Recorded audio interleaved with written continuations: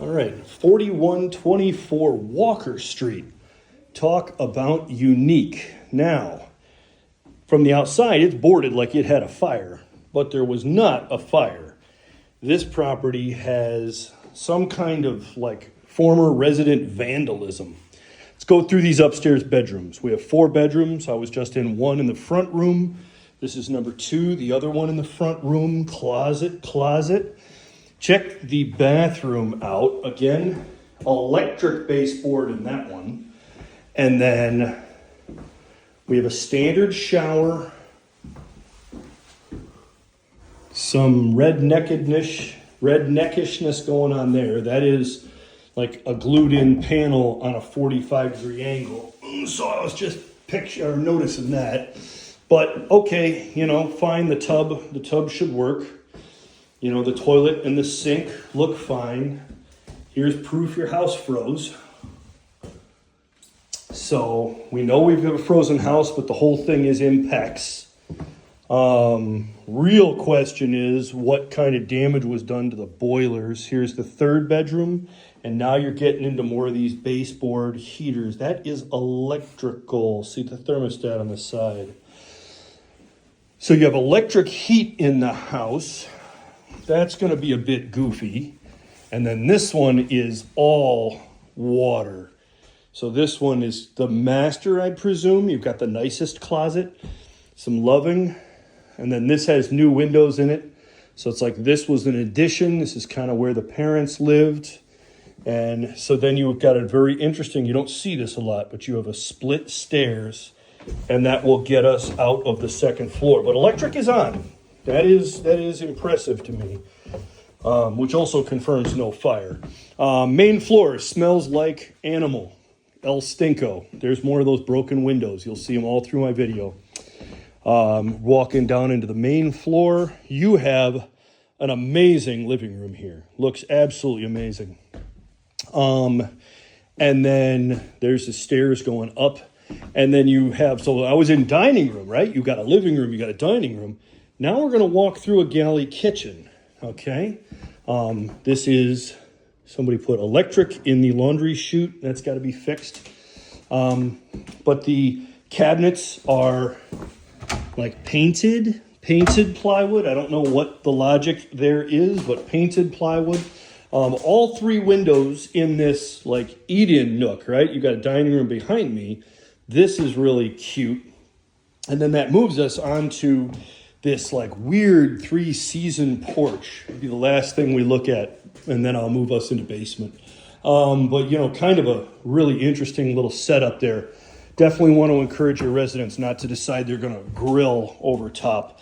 And then the last thing we'll do is head down to this basement, which you can see the electrics on. All right, 4124 Walker Street, 4-bedroom house. Electric is on. Now let's go through what I would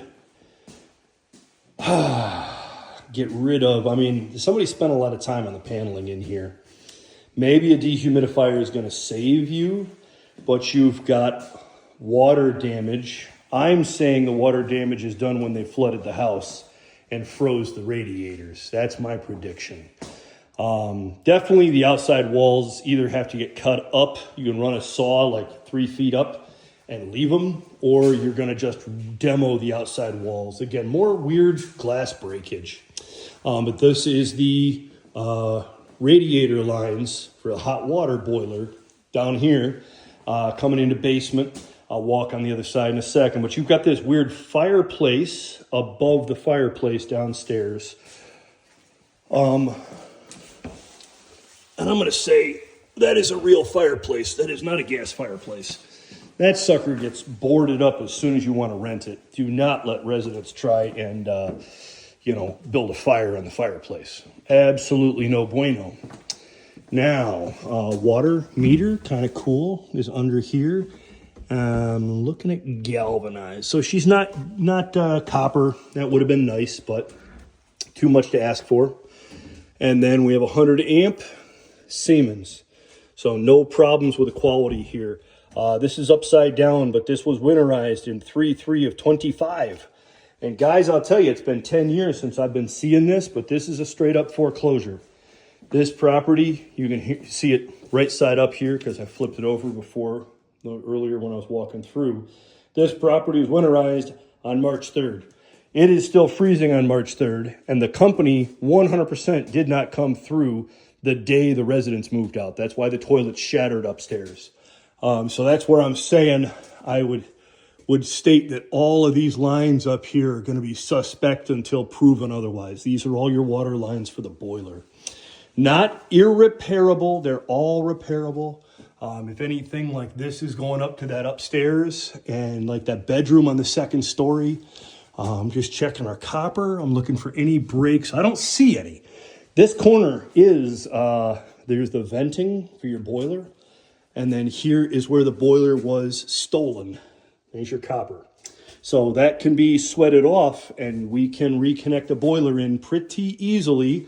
The question of questions is, how well will it run? Here's your incoming gas. I'll help turn that off for the sake of humanity. And then I would also point out that you had a high efficiency. That's what that is. High efficiency boiler got stolen / sold out of here on Craigslist. But that's the incoming and outgoing air. So that's the upgrade. Here's your old technology and new technology. I wouldn't say no to this house. This is a nice sized house in a fine neighborhood. So that is what I know there. Welcome to 4124 Walker.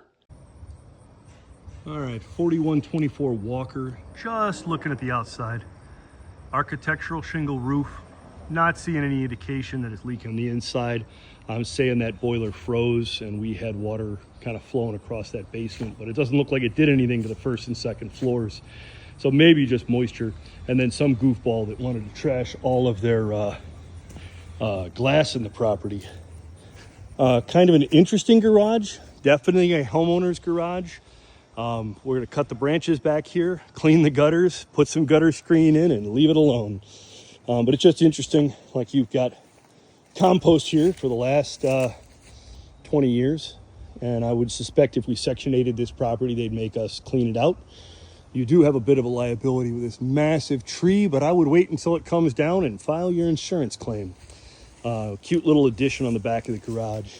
But really the garage is very large for the neighborhood, which means it's actually usable. You'd be able to fit, an Escalade in there without any trouble. That is a 2-car garage door. So 2 Ford Tauruses or 1 properly sized SUV, which is more my personal flavor. Again, you've got trees to just get off the roof.